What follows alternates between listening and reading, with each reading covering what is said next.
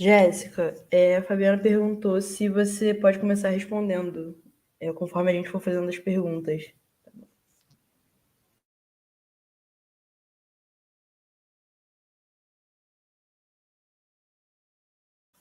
Bom, estamos ao vivo. Boa noite. Meu nome é Vitória Ribeiro, eu faço Ciências Sociais na UF Campus. Estou participando da turma de Oficina de Texto 2, ministrada pela professora Jaqueline Deolindo, e ela também promoveu essa live. Desirê é quem está me acompanhando nessa mediação. Olá, boa noite. Também sou aluna de Ciências Sociais da UF Campus, desde 2019.2. Estou pertinho aí de terminar, graças a Deus. Faço parte também da turma de Oficina de Texto 2. E é isso aí. Bom, primeiramente queria agradecer a professora Jaqueline pela oportunidade e também o pessoal que está nos bastidores, que estava articulando por trás, né, do projeto e tudo mais. E agradecer as nossas convidadas por estarem aqui hoje. Professora Fabiana Neves, que é licenciada em Letras e mestre em Letras pela UF, doutora em Letras Vernáculas pela UFRJ, professora adjunta de Língua Portuguesa do Instituto de Letras da UF, né? Vice-líder do Grupo de Estudo e Pesquisa em Letra e Escrita Acadêmica, e vice-coordenadora do Programa de Extensão e Ensino Laboratório de Letramentos Acadêmicos. E a professora Jéssica Rodrigues, que é licenciada em Letras pela UMG, mestre em Educação pela UFRJ, que é Rural, doutora em Educação pela UF. Ela é especialista em Educação pela Federal de Lavras e professora adjunta também na Faculdade de Educação na UF, no campus Gragoatá. Líder do GPLEA, né, e coordenadora do Laboratório também de Letramentos Acadêmicos. Vou passar a palavra para a Desirê, para ela iniciar as perguntas. Então, a princípio, na verdade, para iniciar, a gente vai falar um pouco sobre o que é essa live, que é no sentido de a gente abordar o tema do desafio do letramento acadêmico, né? Existe um impacto muito grande, um choque muito grande quando você sai do ensino médio e começa a lidar com o letramento acadêmico, principalmente no curso de Ciências Sociais, que a gente tem textos desde o primeiro dia, e aí a gente precisa entender esses textos e reproduzir e absorver e construir conteúdo e construir pesquisa. Então, a gente quer primeiro falar sobre isso. E aí, a primeira pergunta, ela vai muito voltada para isso. O que é o letramento acadêmico? E aí vocês ficam à vontade para responder. E qual a maior dificuldade dos alunos, assim, que vocês conseguem perceber dos alunos em lidar com esses primeiros anos da faculdade? Aí eu posso começar, né? Bom, Pode, fica à vontade. primeiramente, quero agradecer o convite feito por vocês e pela professora Jaqueline, né, de participar dessa conversa sobre letramentos acadêmicos. Para mim, aí eu posso dizer para a Fabiana também, é sempre importante, é sempre um privilégio, a gente fica sempre muito feliz quando há interesse pelo tema, justamente porque a gente reconhece e a gente pesquisa toda essa problemática que estudantes de graduação, sobretudo, enfrentam ao ingressar no ensino superior pela primeira vez. Né? Aliás, não precisa ser pela primeira vez, pode ser pela segunda vez. Ainda pela segunda vez, fazendo uma segunda graduação, ou mesmo ingressando numa pós-graduação, haverá desafios inerentes às práticas de leitura, de escrita acadêmica, né? Enfim. Mas me situando bem na sua pergunta, na pergunta que vocês fazem sobre letramento acadêmico, o que é, né? Existe um certo consenso, ainda que haja, né, correntes teóricas, pensadores que vão tratar de sutilezas que diferenciam o conceito, mas em termos bastante gerais, o letramento são as práticas discursivas que ocorrem no universo acadêmico. né, que eu vou chamar ali de esfera discursiva acadêmica, que são próprias daquele ambiente. E aí, essas práticas discursivas envolvem a escrita, a leitura, a fala, a escuta, todas as práticas, né, referentes a discurso no universo acadêmico. Mas cabe uma ressalva. A gente não pode também entender que todos os textos acadêmicos têm um único perfil, têm uma única especificidade. Se há variação entre os cursos de graduação, por exemplo, para vocês entenderem bem, né, comparando um curso de medicina com um curso de engenharia, com um curso de ciências sociais, né, nós sabemos que há diferenças nesses usos que nós fazemos do discurso, da fala, da escrita, da leitura, né? Então, são variados letramentos acadêmicos, a depender do contexto específico em que você se situa. Vou deixar agora para a Fabiana complementar. Também agradeço muito, né, o convite. E, sim, eu acho que a gente pode complementar reforçando essa questão das especificidades e também das práticas que podem ir além da leitura e da escrita. Práticas que envolvem entender como funciona a vida acadêmica, o que acontece, quais são as relações simétricas e assimétricas que se desenrolam ali, né? Para dar alguns exemplos bem práticos também, o que é um currículo Lattes, o que é a BNT e que importância de fato ela tem, como eu faço para me candidatar a uma bolsa de iniciação científica, como eu faço para entrar num grupo de pesquisa, a quem eu recorro, eu escrevo um e-mail mais formal ou mais informal para um possível orientador. Então, todos esses elementos compõem, né, o que a gente chama de letramentos acadêmicos também. E aí, continuando a resposta, pensando nas dificuldades que os estudantes mais enfrentam, né, que vocês falaram, eu vou pegar duas palavras que a Desirê falou, né? Ela falou de reproduzir e absorver o que a gente vai aprender ali no contexto acadêmico no início. E essa acaba se mostrando uma das dificuldades, porque a gente vem de uma vida escolar que muitas vezes é focada nisso, é direcionada para isso, né? A gente aprende na escola a reproduzir, a absorver conteúdos e reproduzir esses conteúdos. E na universidade a gente precisa analisar, a gente precisa produzir sentido. Você também usou o verbo construir. A gente precisa construir significados. Então, esse conflito aí entre reproduzir, absorver e construir, analisar, gerar sentido, né, é uma das dificuldades que os estudantes mais enfrentam no início da universidade, ao longo de todo o curso, mas no início esse choque é bem grande, né? E acho até que posso acrescentar um conflito com a redação do Enem. Aquele modelo de escrita do Enem, né, que é uma reprodução, e aí chega na hora lá, eu preciso escrever um fichamento, uma resenha, e eu só sei escrever redação do Enem, né? Os alunos relatam muito isso para a gente. Então, esse é um ponto de dificuldade também. Só para complementar, posso falar? Pode, né? A gente vai fazendo um bate-papo aqui, né? O que ocorre é que na escola existe um currículo muito demarcado, né? E há também os instrumentos de avaliação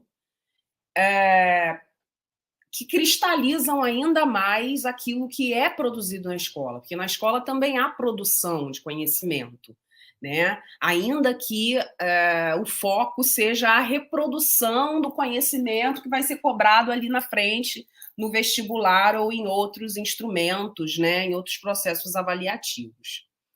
Na universidade, nos parece que o estudante começa o curso tentando dar conta também de uma reprodução, considerando o que o professor ou a professora ensinam, né, naquela disciplina. Um estranhamento comum, né, do estudante da graduação, quando ele percebe que os professores não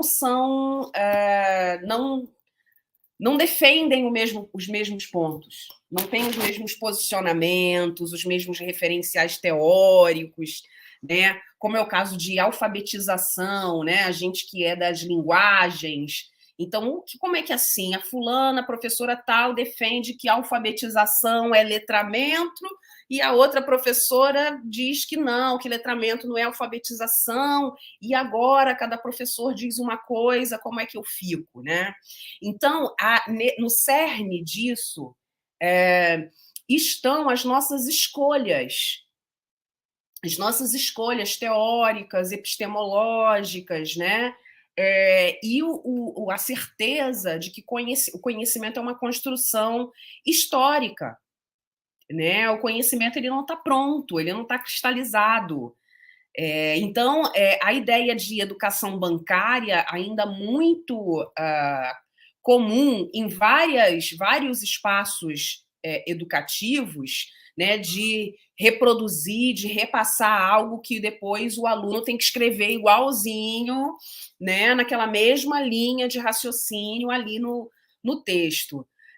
Na universidade a coisa muda muito, porque o estudante se depara com um mundo de possibilidades, de leituras da realidade, de leituras do concreto, e já se passa a exigir dele, sim, que ele se posicione nesses textos, que ele faça escolhas, né?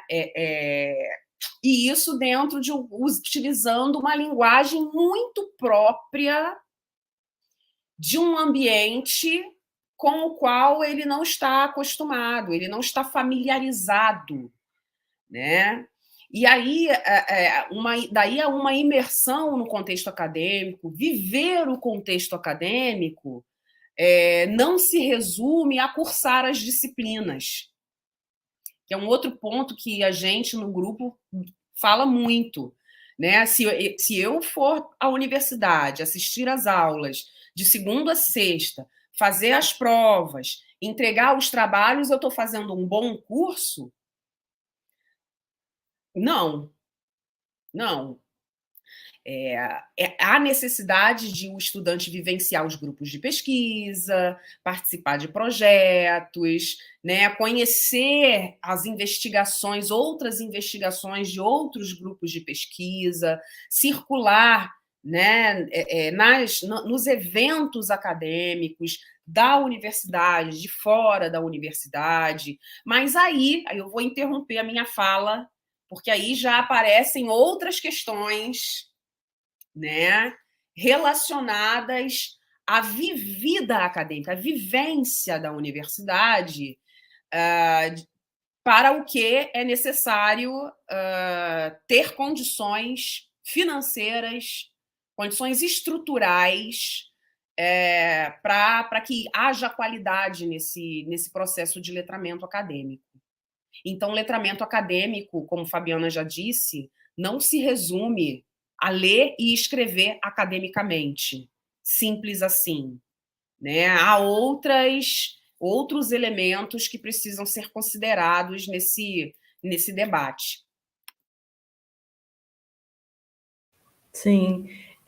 Acho que eu me identifico muito com essa fala sobre viver a universidade, porque eu acho, não sei se a Desirê concorda também, que eu só conheci a universidade participando de projetos de extensão, grupos de estudo, e uma liberdade maior, assim, sabe?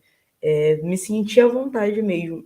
E a fala da Jéssica puxa um gancho ótimo pro próximo tópico, que é essa diferença, esse início da jornada acadêmica, né, que é muito desafiador, ainda mais para se adaptar tanto ao tempo de produção, a qualidade dos textos, até mesmo pesquisas exigidas pela universidade, pelas disciplinas.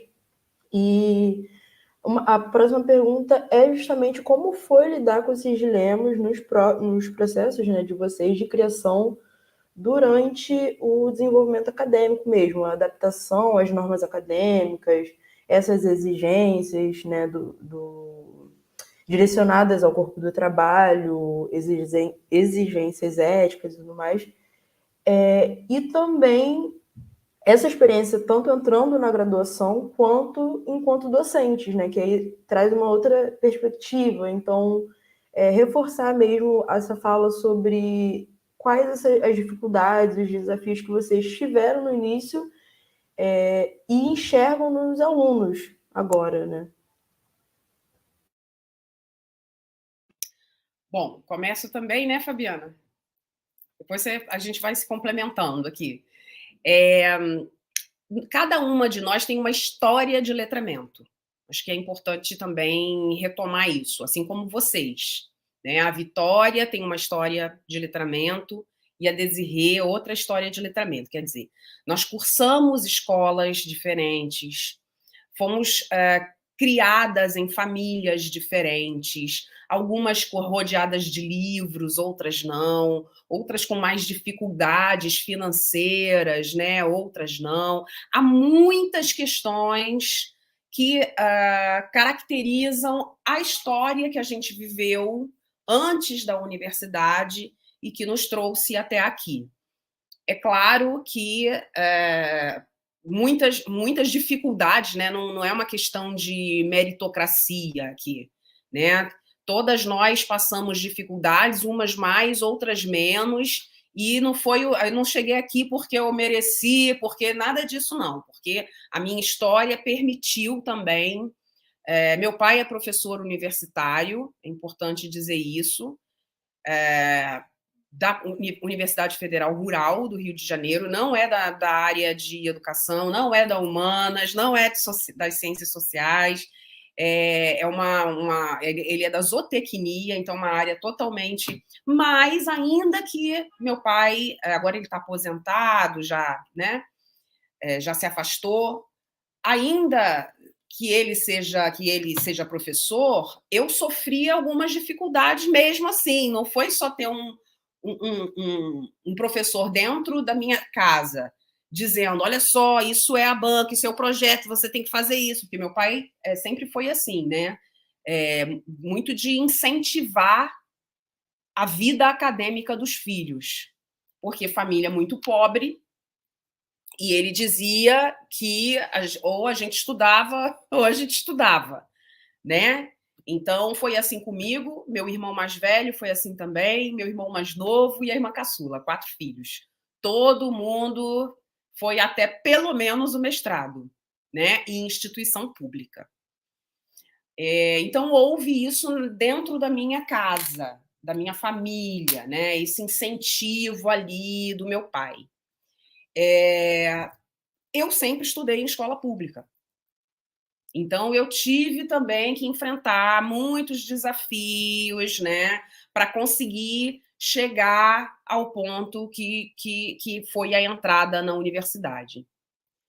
Eu acho que eu não vou nem, assim, me prolongar, porque são os mesmos desafios que vocês vivem, os mesmos. De solicitação de textos de gêneros que eu nunca havia visto na minha vida, né? Escrever um artigo. O que é escrever um artigo? Aí eu pedi auxílio a quem? Ao meu pai, né? E o artigo na área dele é outra coisa, né? É aquela introdução, materiais e métodos, né? A parte da materiais e métodos, discussão e conclusão, né? Uma outra linguagem, outro trato. Então, eu tive que fazer um caminho totalmente por fora né? E imergindo, né? Entrando mesmo de cabeça ali no contexto acadêmico. O que eu também não consegui fazer bem na graduação. Eu fui para a escola, eu tenho anos de educação básica como professora, né? Entre a graduação e a pós-graduação foram 10 anos na sala de aula. Me graduei, fui dar aula, depois desses 10 anos é que eu fui fazer mestrado. Né? Então, é um percurso ímpar. Né? O percurso da Fabiana foi diferente. Tem algumas semelhanças, mas também foi diferente. Cada uma de nós tem uma história, mas nós vivenciamos os mesmos problemas. E nós somos professoras de português, eu e Fabiana. Né? Então, costumam pensar assim, elas são de língua portuguesa, fizeram letras, devem escrever super bem, deve ser moleza, deve ser... Nada disso. Esse é um mito de que o estudante de letras, que o professor de português não passa por determinadas dificuldades. Não, a gente passa sim, né? E até hoje a gente passa, como professoras, como doutoras, nananã. Aí eu vou passar a bola para a Fabiana, de repente ela fala sobre a nossa entrada na UF. Como é que foi? Eu acho que o meu ponto é mais aí mesmo, né? Como você disse, cada uma com uma história de letramento diferente e eu tive outras vivências, mãe, professora, pedagoga da área de educação, pai formado em letras, mas que nunca deu aula, né?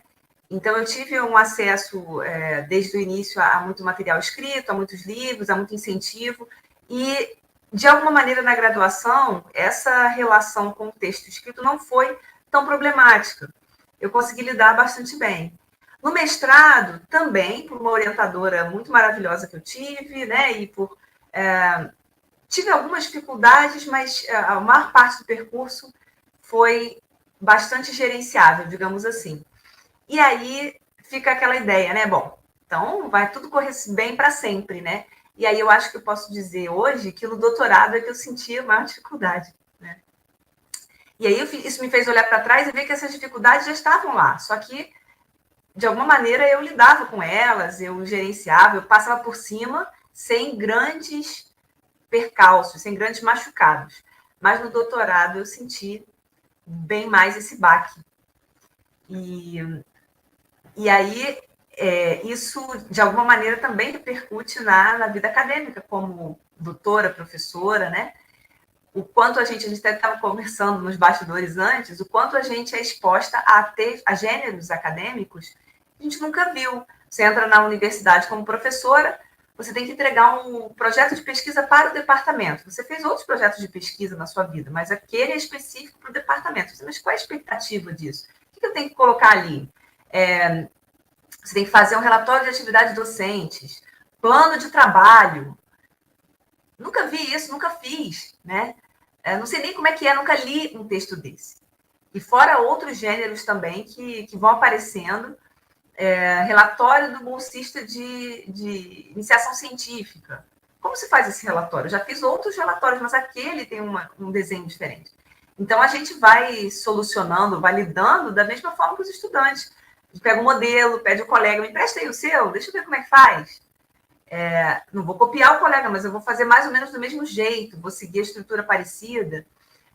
Estava falando para ela, Jéssica, submeter um projeto ao comitê de ética. Aí você faz lá, crente que está abafando, quando volta, cheio de problemas. Isso aqui não pode, tem que ser horas em cima daquele negócio para resolver, né? Então, do mesmo jeito, eu não tive nem um cursinho de como fazer um projeto para comitê de ética. Tem lá um manual, mas você nunca leu um texto daquele, ou se você já leu, quando você vai escrever outra coisa, enfim. Então, são dificuldades que vão aparecendo no caminho. E a gente tem que desenvolver estratégias também para lidar com elas. E acho que é basicamente isso, né, Jéssica? Da vida docente, né? O plano de trabalho é muito cruel, porque o professor calouro, acaba de entrar e ele tem que fazer um plano de trabalho de 3 anos. Ele tem que dizer no plano o que ele vai fazer dali a 3 anos. Durante os próximos... A gente está chegando agora, né? A gente está entrando ali, tomando conhecimento de... Mal conhece o texto, mal conhece o curso. Quais são as demandas dos alunos? O que os alunos precisam? Né? Como que eu vou pensar um projeto de pesquisa agora? Acabei de entrar, enfim, né? Então é um desafio também para a gente. Vocês acham que alguém chegou e explicou como é que faz? Né? Tá aqui, tem um manual, nananã. Não, então assim, a universidade tem várias dimensões escondidas. Né? Como diz um dos autores que a gente estuda, o Brian Street, né? E essas dimensões escondidas não ficam só ali no trabalho do professor com o aluno, são várias. Inclusive, se a gente precisar acessar instâncias administrativas, né, para reivindicar alguma coisa, não sei, a questão salarial, tudo isso a gente vai ter que ir buscando, né, para tentar descobrir como fazer. Tem que escrever um ofício, um memorando, né? A gente também lida com esses textos, né? Que são textos, são gêneros do nosso trabalho, né? Não necessariamente que o aluno vai escrever. Alguns sim, como é o caso do relatório. Né? A gente escreve muito relatório e os estudantes bolsistas também escrevem relatórios. São relatórios semestrais e anuais.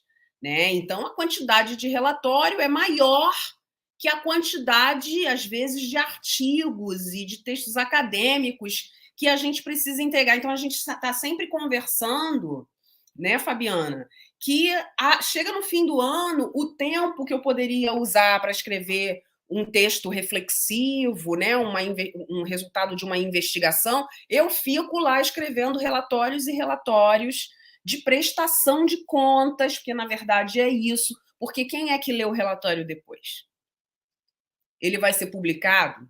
Quem é leitor daquilo que eu escrevi?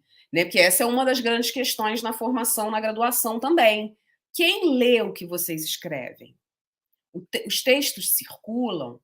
Os textos só servem para avaliação, para receberem nota, né? Então, há uma circulação de gêneros dentro das disciplinas, né? Há uma circulação de gêneros por fora das disciplinas, quando eu escrevo um artigo para publicar, para apresentar num evento, né? E ainda há esses outros textos de um universo mais administrativo, burocrático, né? Que ocupam, a meu ver, o tempo de uma investigação, de uma reflexão, de uma escrita com mais qualidade, né?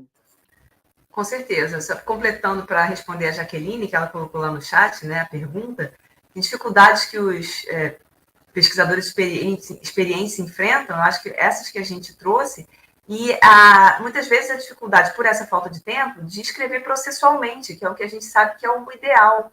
Poder fazer um diário de leitura, produzir as nossas notas, escrever, produzir muito rascunho antes de gerar um texto de fato para publicação. Isso a gente tem pouco tempo, então esse processo fica muito achatado e o próprio tempo de leitura, de uma leitura mais reflexiva, ler um texto, ler outro, faz anotações, é uma grande dificuldade que se tem, eu acho, né? Acredito que a Jaqueline e outros docentes também compartilhem dessa questão, fora outras específicas de cada pessoa também, né? Então, primeiro, vai falar, Jéssica, professora? Não. Não, é rapidinho. Pode falar, fica à vontade. Eu tenho que tomar o maior cuidado, senão eu vou passar do tempo aqui com vocês. Muito, né, Fabiana? Eu estou aqui me lembrando de um grupo de autores, um deles é o Lucídio Bianchetti, né? Bianchetti, da Federal de Santa Catarina, né? Que eles discutem que há uma profissionalização do pesquisador. Né? Numa época ainda se via o professor universitário, né?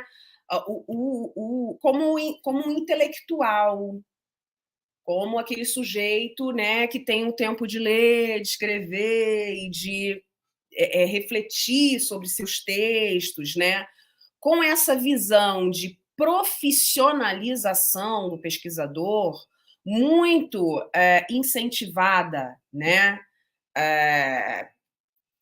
pelos norte-americanos, enfim, que há uma influência norte-americana nas universidades brasileiras, a gente tende a olhar para o texto acadêmico como um texto de divulgação de resultado, um texto muito profissional, né? Terminou a pesquisa, escreveu, publicou, né? E de que demanda somente um conhecimento muito tecnicista, né? Da escrita. Então, é comum, né? Haver uma leitura pouco profunda, pouco aprofundada, né, da problemática dos letramentos acadêmicos na universidade, como se isso dependesse estritamente de um ensino de português, de um ensino de regras, de um ensino de organização textual, né? E não, é muito mais que isso. Há uma discussão aí sobre o tempo na universidade, sobre o tempo de reflexão, né? Estou lembrando aqui de um texto da Marilena Chauí, que está naquele livro Ensaios sobre a Universidade, né? Em que ela discute justamente isso, o tempo político e o tempo científico, né? A vocação política e a vocação científica da universidade. Esse tempo de que a gente precisa e de que a gente não dispõe, né, para realizar a pesquisa, para discutir os dados, os resultados com o grupo, para pensar os textos, para reelaborar, para trocar os textos com os pares, para outros colegas lerem antes de publicar. Esse tempo, que é o que vai ao encontro dessa vocação científica da universidade, é engolido pela questão política, né? Por políticas de governo, de reitoria e de, enfim. Então, essa é uma grande dificuldade, né? E fora isso, os estudantes trabalhadores, né, que não vão conseguir, ou vão conseguir a duras penas, viver um projetinho de pesquisa que seja, né? Enfim, Fabiana, ou é a pergunta agora? É a pergunta. Realmente a gente sente na pele, né? Acho que a Vitória já bem falou isso, como é que funciona essa questão de você não ser inserido na universidade, mas ser pertencente da universidade, né? Porque existe esse processo de você fazer parte de um espaço e de você pertencer a um espaço. E aí o que eu vejo com alguns colegas, que inclusive isso é muito responsável pela evasão na universidade, além de todas as outras questões, é que demora a existir esse processo de pertencimento da universidade, de entender que ali você não está só indo para assistir uma aula, cumprir uma carga horária, mas que ali você também produz conhecimento, você constrói coisas, você constrói relações que vão para além da situação ali acadêmica tradicional, né? Que a universidade ela tem essas duas esferas, eu acho que eu consigo observar isso bem. A esfera do conhecimento tradicional, que é aquele que você vai, você escuta o que o professor tem para falar, e ali vocês constroem alguma coisa juntos, mas tem uma outra esfera que é essa parte da pesquisa, que apesar de ser formal também, né, dentro do espaço da universidade, ela te dá um outro universo, ela te dá uma outra perspectiva sobre como você quer construir a sua vida a partir dali, fazendo parte da universidade. E aí, falando disso, sobre construir vida, enfim, nós quatro, como mulheres aqui, a gente entende que alguns espaços naturalmente não foram criados para nós. E aí a pergunta é exatamente essa: como é que vocês entendem esse desafio? Porque é dado como intelectual, muitas vezes, a figura do homem, e aí tem um homem padrão, que é o homem branco, em maioria hétero, né, que tem esse privilégio de ser reconhecido como intelectual, em várias esferas diferentes dentro da universidade, dentro do meio acadêmico. Não interessa muito sobre o que ele está falando, mas ele é dado como intelectual. E como é que vocês entendem isso e como vocês sentem isso dentro do espaço do letramento, assim, sobre os desafios de escrever, sobre os desafios de ter pesquisas e textos reconhecidos e entendidos como com essa mesma dimensão que não é dada, né? Mas com essa mesma perspectiva de ter essa mesma dimensão e reconhecimento mesmo sobre o que é construído através de vocês.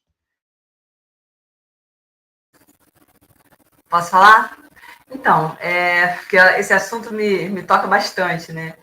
Eu vou começar pelo processo de escrita, que a gente percebe, eu ainda estou devendo a mim mesma e a todas nós, assim, aprofundar isso, pesquisar de fato isso, né? Mas a gente percebe no cotidiano uma dificuldade muito maior das mulheres em se lançarem à escrita. Não significa que os textos delas sejam piores ou que elas escrevam pior, não. É o processo mesmo. O processo é muito mais doloroso, dificultoso para as alunas inclusive por um nível de autocobrança muito maior e uma dificuldade de se autovalidarem, né? Por não serem validadas coletivamente ao longo da sua trajetória, elas têm dificuldade, nós temos dificuldade muitas vezes de validar aquilo que nós escrevemos ou validar o nosso processo de produção de conhecimento. Então, é muito mais insegurança, é muito mais perfeccionismo, é muito mais silenciamento e é muito menos lançar-se. Esse ímpeto de fazer e de se afirmar acaba sendo, olhando o panorama geral, bem menor, né? E eu vejo isso nas salas de aula.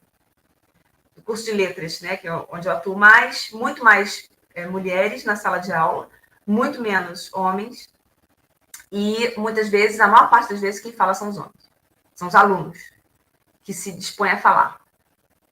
E às vezes eu lanço isso para as alunas, né, para o grupo, assim. Às vezes a gente vê um estudante, todos os estudantes vão ter suas dúvidas, suas dificuldades, né? E ali na sala de aula, a gente tem um espaço para dizer o que se pensa, mesmo que a gente precise fazer ajustes ali, o erro, entre aspas, né, é previsto e é necessário. Eu preciso me lançar a dizer para escutar o outro, escutar o professor e ajustar aquilo que eu estou pensando, enfim, para ir construindo conhecimento progressivamente. Mas a gente vê que o estudante, eu percebo, pelo menos na letras, um estudante homem muito mais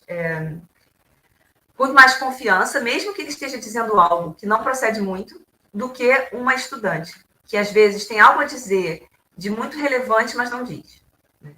E aquele estudante, homem, se coloca muito mais, se arrisca mais, acho que a palavra está faltando essa. Ele se arrisca mais. E ela tende a se arriscar menos. É o que eu tenho visto na minha experiência cotidiana, mas nós precisamos fazer uma pesquisa com isso, né? Enfim, nos aprofundar nesse campo, né? E aí, Jéssica? Eu ia só assim reforçar que as questões do machismo, né, e todos os outros tipos, né, de preconceitos e de visões retrógradas de mundo estão na universidade também, né? Há uma visão que a universidade é o melhor dos mundos, né? Não é. E assim, e claro que também haverá uma variação disso entre cursos. Há cursos com mais mulheres e há cursos com mais homens. Então, esses cursos de perfil, né, masculino, a mulher tende a sofrer mais, né? Isso assim, a gente não pesquisou, eu não posso, são só suposições, né, que a gente e da nossa vivência, nossa experiência ali na universidade de ouvir colegas professoras de outros cursos, né, que sofrem muito, muito mais que a gente. Eu dou aula no curso de pedagogia, então é um privilégio ali, as minhas turmas, né, e os professores, né, as professorais, feminino, né, a maioria é mulher, a maioria esmagadora é mulher. Então eu estou num ambiente em que a luta contra, né, esse tipo de posicionamento vai ser maior, né? Claro. Agora há cursos em que a coisa é bem difícil, né? É isso. Tem uma pergunta no chat, né? Eu acho que alguém escreveu aqui para gente. Sim, a gente vai finalizar as perguntas e aí a gente traz as do chat, né? Bom, sou eu agora, né? Sobre a fala da Desirê de todas vocês, é muito complicado.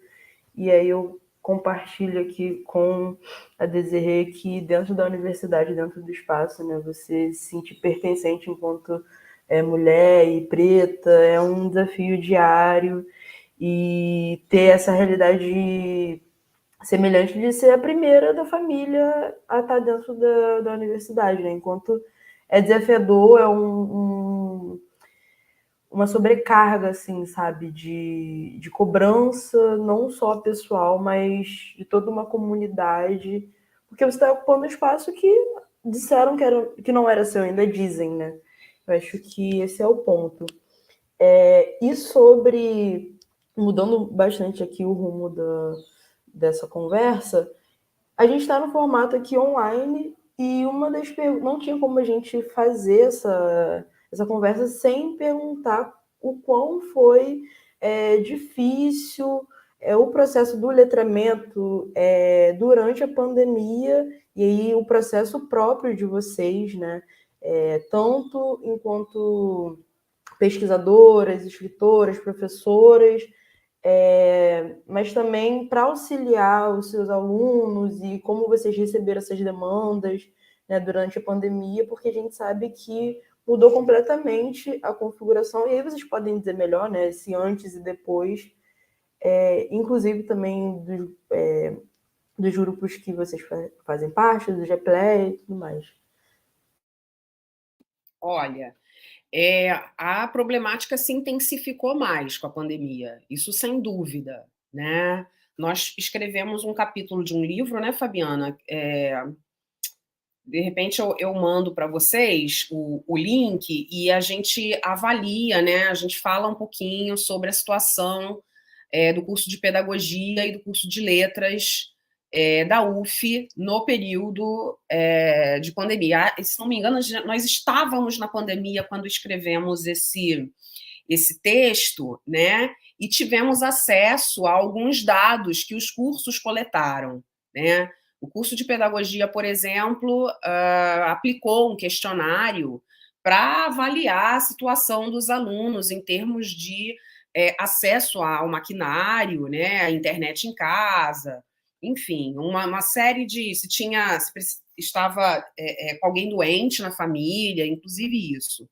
Né? Aliás, isso foi algo muito constante ao longo da pandemia, de a gente todo semestre estar procurando saber como estava a situação dos alunos. Então, outras preocupações, outras questões atropelaram, né, tudo aquilo que a gente se preocupava antes, né? Outras questões que são as questões de saúde da família, de saúde do corpo e de saúde da mente. Né? Acho que ficou muito forte para a gente nesse período as questões de saúde mental. Ficou muito forte. Tanto via orientandos nossos, bolsistas nossos, quanto outros. Então, foi um período que a gente fez muitas rodas de conversa. Uma delas foi a Monografar na Pandemia, sempre online e sempre considerando que nem todos os alunos estavam ali ou poderiam estar ali. Né? Então, em nenhum momento foi o nosso objetivo aprofundar ainda mais as desigualdades que esse momento acarretou, né? Mas sim criar espaços para dialogar, né, para conversar mais livremente sobre essas questões relacionadas a letramento, a leitura, a escrita. Né? Então, uma das nossas rodas de conversa foi monografar na pandemia. Né? Então, nós abrimos inscrições e os alunos conversaram com a gente livremente sobre como estava aquele período em que eles estavam escrevendo as monografias na pandemia. Né? Então, houve esse momento. E vou citar só mais um para passar para a Fabiana, né? Porque foi isso, a gente foi criando outros espaços mais livres para dialogar. Nós promovemos pelo Programa de Alfabetização e Leitura, que é um outro programa de extensão da Faculdade de Educação e de que eu e Fabiana fazemos parte também, é um projeto parceiro do Lábila, do Laboratório de Letramentos Acadêmicos.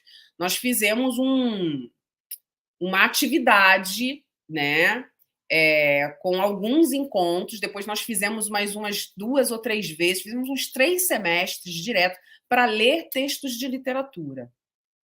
Né? Então, eram alunos, eram professores de escolas públicas também, como curso de extensão, a gente abria, né, para um público mais amplo, e ali a gente trazia literatura, crônicas, poemas, né, contos e frases soltas e casos, e a gente usou aquele espaço ali para leitura e para reflexão. Também foi uma salvação para todas nós ali, poder ter aquele espaço de diálogo mais livre e acessando a literatura, né? A gente, quer dizer, a gente não ficou só no texto acadêmico, porque não se trata disso, né? Se trata da nossa vida, da nossa existência, da nossa vivência, da nossa saúde como um todo. Fabiana, vou passar para você. Eu completo com a experiência da escrita inventiva, que era uma atividade que a gente já tinha feito presencialmente, de uma proposta de uma professora que desenvolveu essa metodologia ao longo da sua vida profissional e no doutorado em psicologia. Então, o objetivo era trabalhar, ler também textos acadêmicos e produzir, ler textos literários ou textos jornalísticos, também pintura, música, fotografia, e a partir dali a gente debatia e produzia textos literários, crônicas, poemas. Então, se ao vivo isso já tinha dado muito certo, ali no remoto também foi um espaço de partilha, de salvação ali, de canalização de todas as angústias e questões que perpassavam a vida de todo mundo, né? Então, foram textos muito bonitos que foram produzidos. A gente não conseguiu, infelizmente, ainda publicar, mas a gente gostaria de publicar online esses textos para todos terem acesso também, conhecerem o trabalho.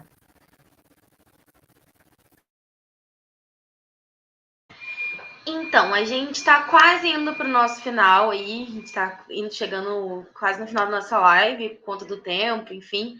A gente já entendeu que esse modelo remoto, né? As lives são interessantes, mas mesmo assim fica um pouco cansativo depois de um certo horário. Acho que as pessoas não conseguem mais assimilar mais nada. Mas tem uma última pergunta que eu acho interessante, até porque a gente aponta o problema e aí a gente aprende na universidade, principalmente nos textos acadêmicos, você tem que apontar o problema e também começar a pensar numa solução, né? Tem que ser propositivo, senão a gente só fica falando de problema, e aí a vida é cheia deles e a gente não precisa manter esse mesmo ritmo. E aí a pergunta é muito simples, assim. Quais são as alternativas que vocês conseguem observar para vencer essa dificuldade de letramento acadêmico? Assim, a gente entendeu que é uma dificuldade constante, de gerações que vão vir, de gerações de antes da gente, gerações que vão vir depois da gente, até porque a gente tem uma dificuldade no nosso ensino básico, a gente tem uma dificuldade na forma com que a gente se comunica, e aí eu vou atribuir isso também às redes sociais, que tem dificultado, apesar de ser uma alternativa de comunicação, mas como ela é usada, às vezes, de forma exagerada, ela tem dificultado também o processo de aprender a se comunicar, e aí, para um âmbito geral, o distanciamento também que a gente viveu durante a pandemia, eu acho que prejudicou muito todo mundo nessa questão de conseguir elaborar.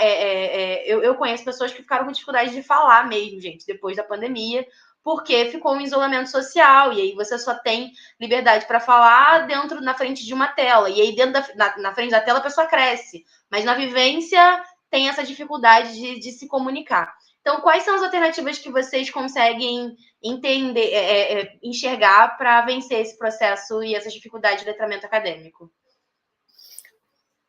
Primeira coisa, não há uma alternativa, há um conjunto de alternativas, tá? Então, eu estou te dizendo assim, não tem uma resposta só, mas há várias coisas que precisam ser feitas, né? Criar disciplina é um passo, mas não resolve, né? A criação dos laboratórios de escrita, que já vem ganhando um movimento maior no Brasil, também não é a solução, mas já é um passo, né? Além do Labla na UF, há laboratórios de letramento em outras instituições, isso que eu estou querendo dizer. E esse crescimento dos laboratórios é muito recente, é dos últimos 10 anos.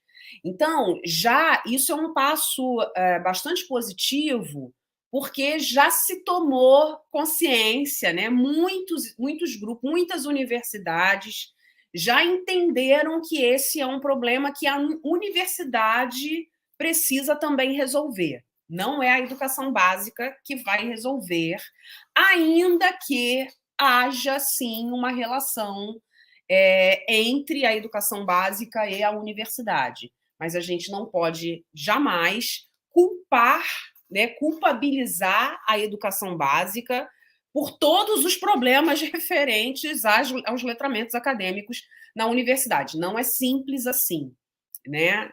Isso demanda mais debate, tá?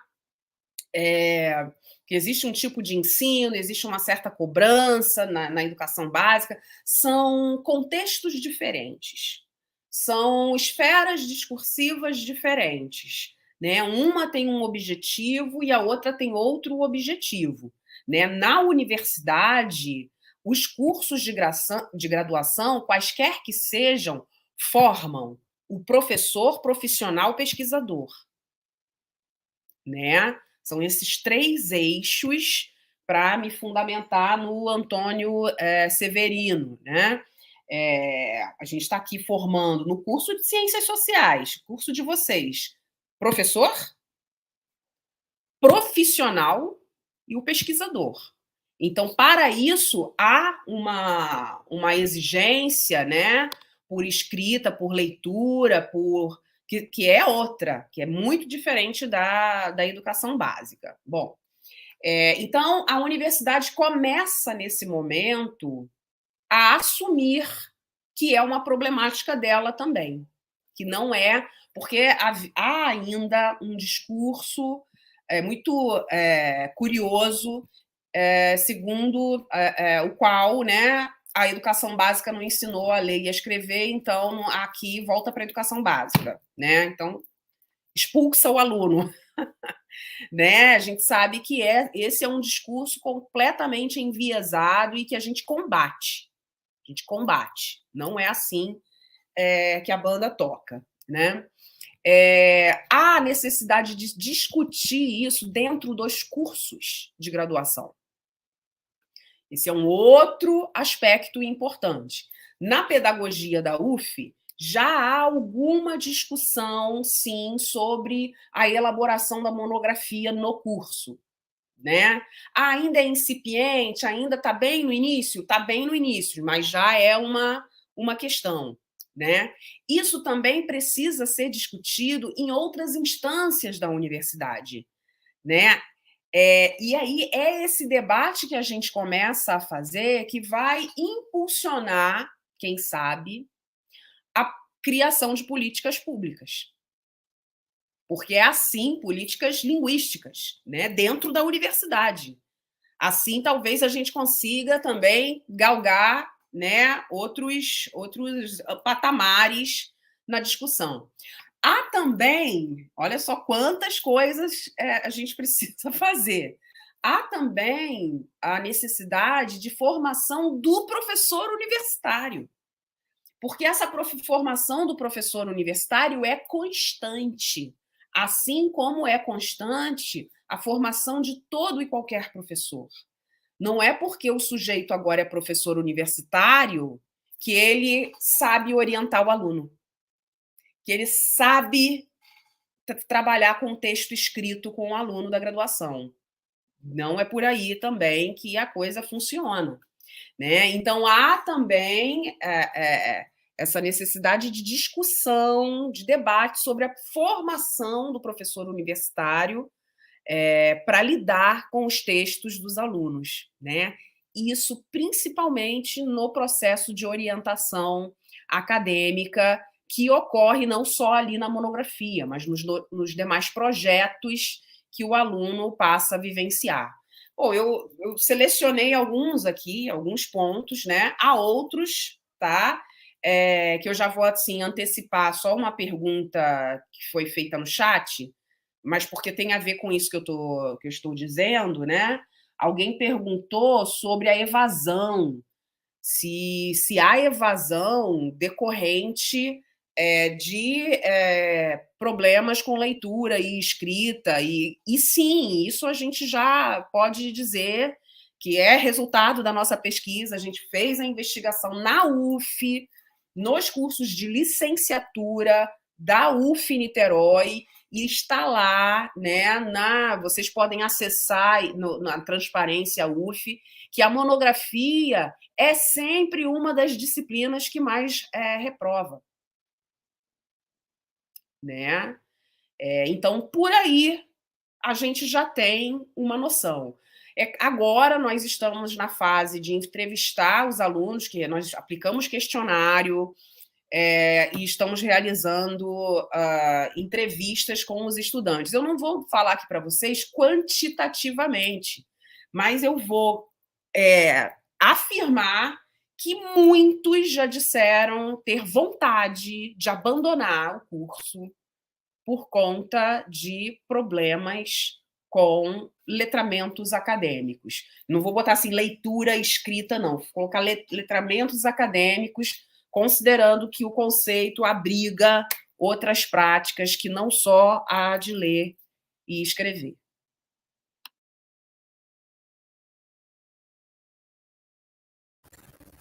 Considerando todo esse cenário, né, que Jéssica já desenhou, e um cenário bastante complexo, eu só acrescentaria qual poderia ser inicialmente o papel do estudante. Obviamente que não é a responsabilidade do estudante, no sentido de, olha, você tem que fazer alguma coisa, né, se vira aí, não é isso.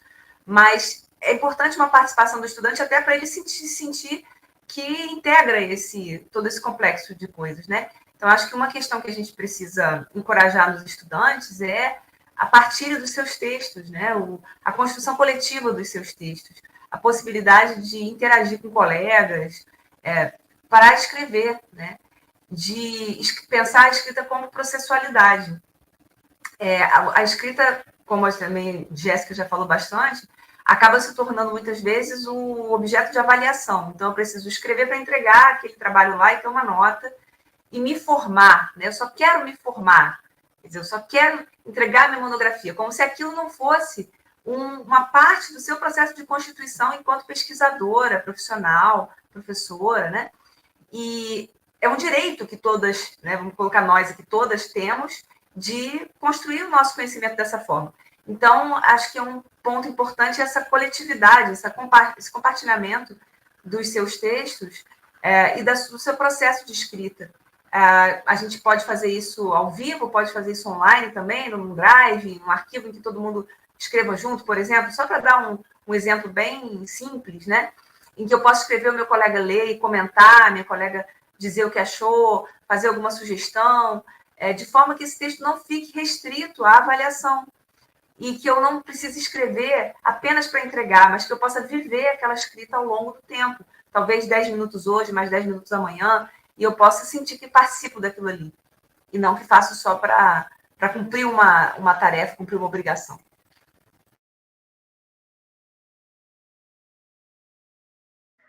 É isso. Vitória, você vai ler a do chat? Tem 2 questões ainda no chat que não foram respondidas. Sim, essa última da Maria Luísa, eu acho que vocês responderam, né, sobre evasão e essa dificuldade. Tem uma pergunta do Lucas que ele faz, que será que essa dificuldade com a escrita acadêmica tem relação com o distanciamento e a diferença entre escola e universidade? Eu acho que a gente até falou um pouco sobre isso, essa mudança de ambiente.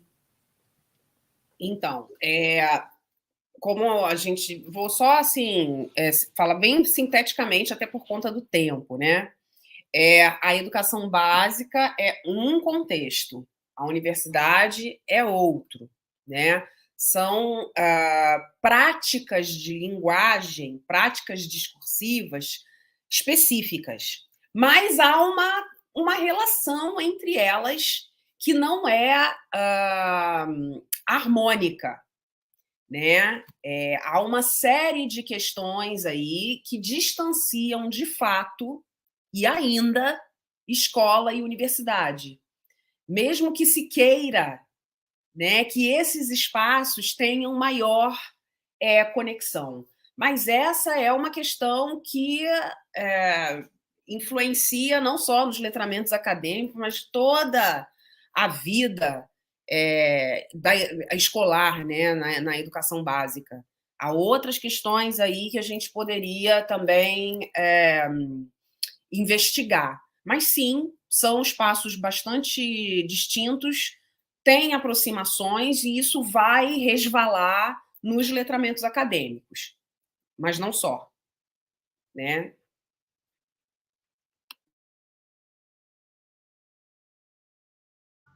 Fabiana, quer acrescentar alguma coisa? Não, acho que não. Eu acho que é bom a gente passar para alguma outra pergunta para tentar atender mais, né? Acho que o que a Jéssica disse já contempla aqui, até pensando no tempo. Tá, a Eduarda Vitória, ela pergunta, e é uma questão muito importante para mim, que eu pessoalmente sofro muito com isso. Como superar o bloqueio de ideias na hora de escrever? Se vocês têm alguma estratégia, porque assim, quando trava, travou, entendeu? E aí eu particularmente vou lendo várias coisas que tem a ver para ver se eu consigo me achar de volta. Mas se vocês tiverem alguma estratégia, alguma dica para passar pra gente. Então, acho que o foco, acho que o caminho que a gente vislumbra hoje é entender a escrita como processo. E se eu entendo a escrita como processo, eu percebo que o texto não vai sair pronto. Eu não vou gerar um texto com cara de acadêmico, digamos assim. Então, eu preciso vivenciar as minhas ideias, o meu processo de construir ideias. E, na verdade, a escrita não registra o que eu já sei. A escrita não é o passar para o papel o que eu estou pensando, mas é descobrir, enquanto eu escrevo, o que eu desejo dizer, ou o que eu tenho condições de dizer naquele momento, o que eu preciso aprofundar, ou até me surpreender com aquilo que eu consigo dizer, que eu nem sabia que conseguia, né? Me confrontar com as minhas ideias que ainda estão incipientes, ainda estão incompletas. Então, enquanto você lê, você escreve. Acho que esse é o primeiro ponto, né? Escrever enquanto se lê e ler enquanto se escreve. Né? Eu já li tudo, agora eu vou escrever. Isso pode ser um problema. Então, conforme eu vou lendo, eu vou escrevendo de maneira informal, de maneira simples, sem a preocupação da escrita propriamente acadêmica. E alguém disse aí, né? Eu escrevo, tem um problema da escrita na internet, no WhatsApp. Isso pode ser uma vantagem, a gente pode aproveitar esse tipo de escrita como aliada. Eu vou escrever como se eu estivesse contando uma fofoca para alguém sobre aquilo que eu quero dizer. E depois eu olho para aquilo ali e tá, como é que eu vou dar uma cara acadêmica a isso aqui? Como é que eu preciso aprofundar?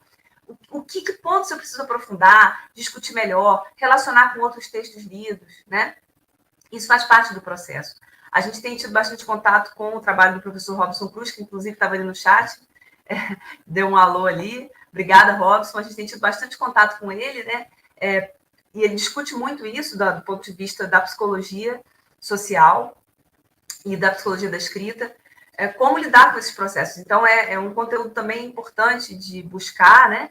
Com outros autores também, mas a gente tem tido esse contato com ele. Vocês podem até seguir o Instagram dele lá, Robson Cruz, e ter acesso a esse tipo de discussão e aos livros dele, enfim. E a gente pensando aqui também no campo da letras, da educação, nesse compartilhamento, né? Nesse compartilhamento dos textos incompletos, em processo, no seu fazer. Eu acho que isso diminui bastante a nossa cerimônia com o texto acadêmico, e isso é meu também, tá? Não é porque eu sou professora que eu não tenho essa cerimônia. Eu não tenho esse distanciamento do texto acadêmico, eu também tenho, e ele também me bloqueia. Então, saber também que as vivências dos estudantes são as vivências dos pesquisadores que já estão há mais tempo nesse campo, de outros estudantes, não são vivências particulares. Só eu que sou assim, eu que tenho essa dificuldade. Não, isso é compartilhado porque são uma questão muito mais discursiva, né, social, do que individual, né, do que cognitiva, no sentido de, o meu cérebro, a minha mente não funciona. Não tem nada a ver isso. Né? Trata-se de aspectos que são inerentes à escrita, a essa socialização da escrita acadêmica. Então, acho que esse é um ponto que a gente pode falar horas sobre isso, mas acho que lançamos aí a curiosidade para vocês pensarem nisso, né? E baixarem a ansiedade também nesse sentido. Nenhum texto vai nascer pronto. Nenhum texto acadêmico, principalmente, vai nascer pronto. Revisar e reescrever é parte natural, aspas, muitas aspas, no natural, mas é parte integrante da escrita acadêmica, especialmente de qualquer escrita. Né? Para todas as perguntas que vocês fizeram, nós teríamos assim que, né, dissertar aqui alguns textos, né? Mas eu só assim complemento a resposta da Fabiana, dizendo que essa é uma questão interdisciplinar, né?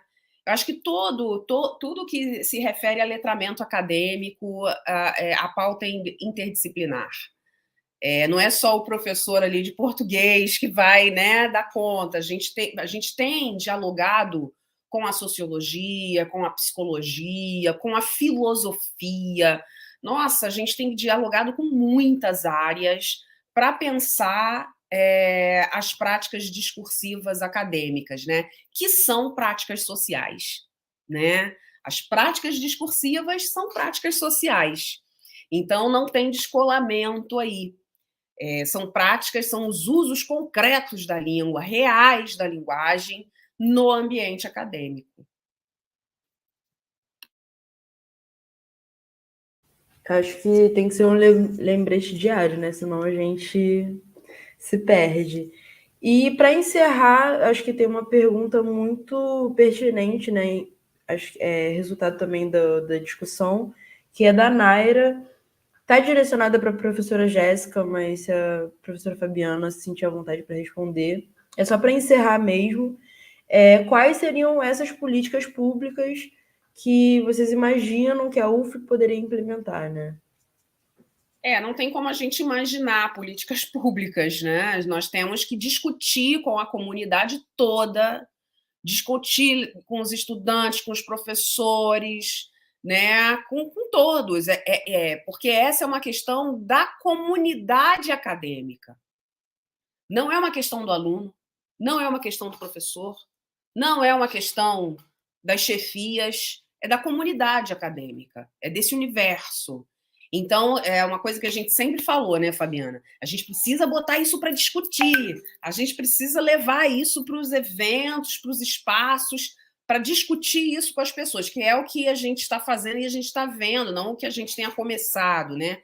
Mas a gente está vendo um movimento crescente em outras instituições. A Universidade Federal do Paraná, se não me engano, já tem um laboratório que é da universidade, que não é um projeto de extensão. Nós somos um projetinho de extensão. Né? Como é que a gente trabalha? Com outros colegas docentes, os bolsistas, né? Com colaboradores, a gente vai trabalhando assim. Agora, você imagina a universidade ter um laboratório, né? Como que se chama o laboratório deles? Acho que é CAPA, Centro, alguma coisa assim, que é da universidade, tem funcionários, tem, né? Não estou aqui avaliando qual é o tipo de trabalho que se faz lá, se é adequado, se não é, quais são, né, as dificuldades que eles têm também. Não estou dizendo, avaliando isso, mas estou dizendo que já existe laboratório que é da própria instituição, que não é de um grupo, né? Não também estou dizendo que isso é a solução, mas é uma coisa, mas é interessante a gente pensar que tem um espaço ali que o estudante pode buscar para conseguir algum apoio, né? A gente, eu, Fabiana e o nosso grupo todo, né? Nós recebemos pedidos, né, de palestras, de vários cursos, cursos com os quais a gente não tem familiaridade, inclusive. Então, se a engenharia me pede para a gente, vocês podem oferecer um curso, como se o curso fosse mágico, né? A gente vai lá oferecer o curso, vai resolver o negócio.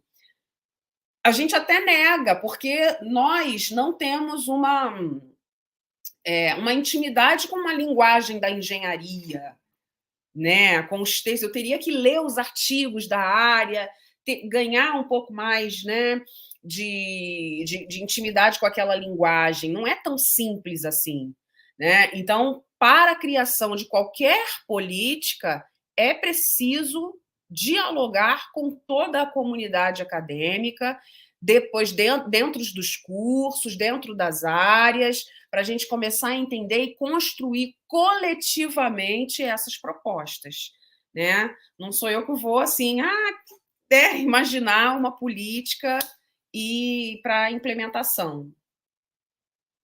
Primeira coisa é ouvir os alunos, gente. Tem que ouvir os alunos, né? Aí já é um grande passo.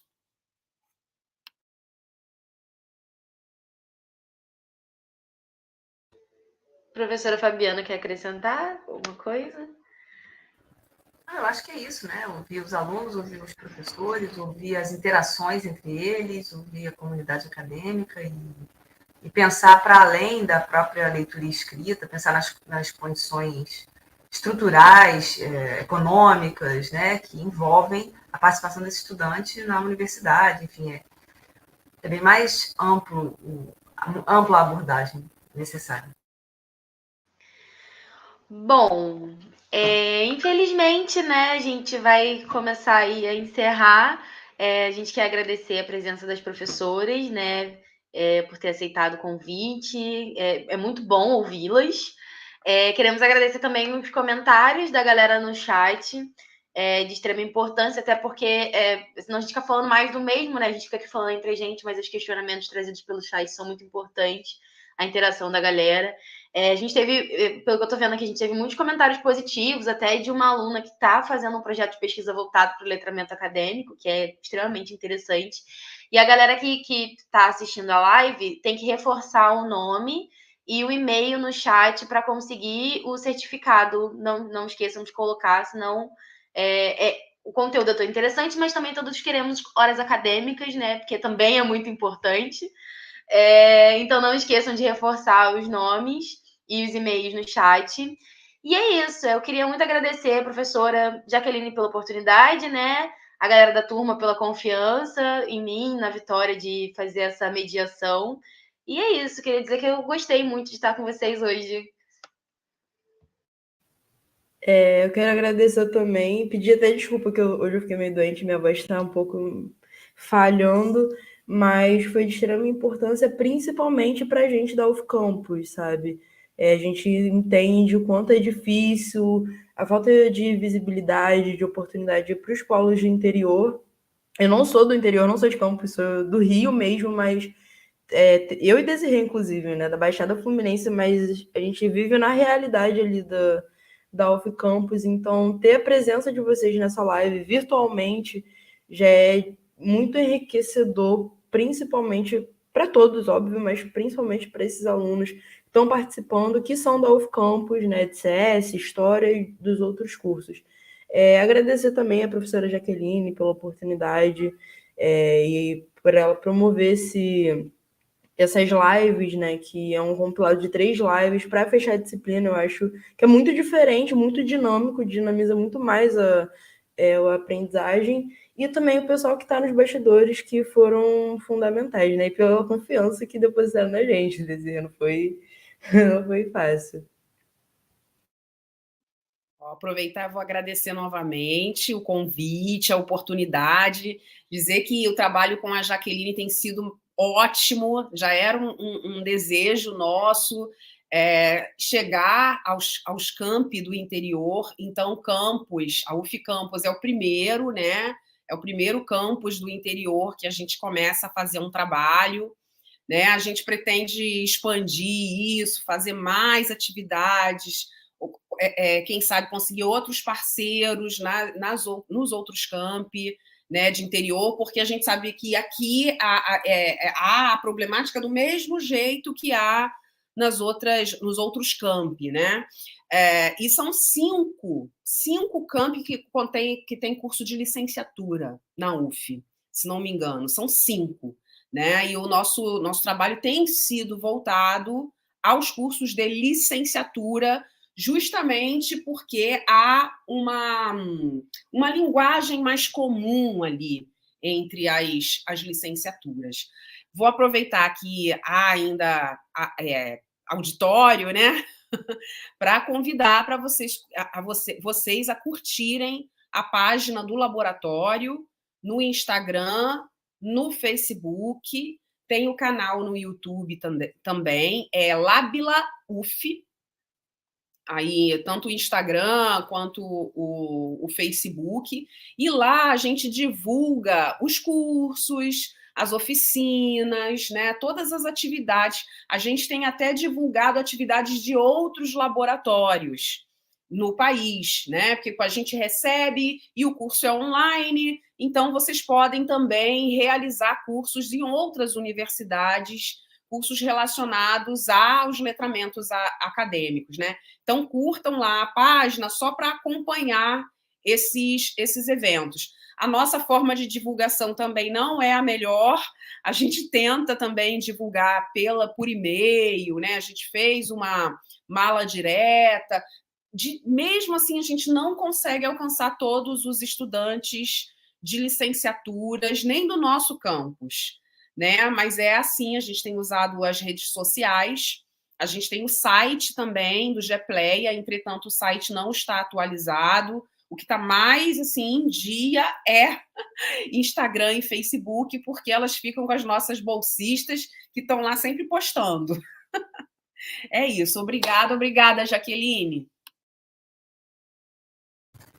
Também agradeço, também a oportunidade do contato com a Vitória, com a Desirê. Gostaria de ficar mais tempo conversando com vocês, eu acho que a gente teria muitas ideias para trocar. E ouvir mais vocês também, né? E esperamos poder continuar essa parceria em outras instâncias, quem sabe um dia presencialmente. E tragam para nós os relatos aí das experiências que vocês têm vivido. Tem lá as nossas páginas, né? E tem contato com a gente para contar o que tem acontecido, se vocês têm buscado aprofundar essas discussões aí nas outras disciplinas ou em outros espaços, com os estudantes, né? Nos coletivos aí de estudantes. A gente quer saber também o que vai acontecer, o que vai acontecendo ao longo do processo. Muito obrigada, Jaqueline e Jéssica, sempre pela parceria, pelo convite.